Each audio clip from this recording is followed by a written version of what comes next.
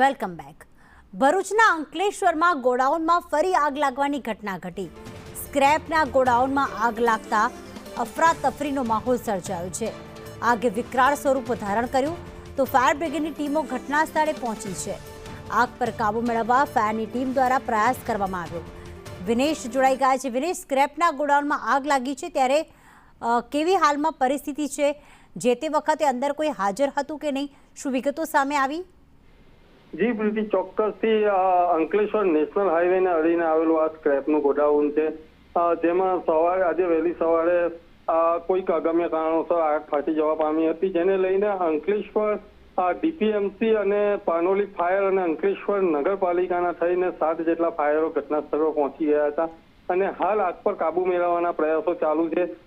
સદનસીબે જો કે અંદર કોઈ હતું નહીં એટલે કોઈ પણ અનિચ્છનીય ઘટના નથી ઘટી. જી પ્રીતિ. આભાર વિનેશ તમામ વિગતો માટે.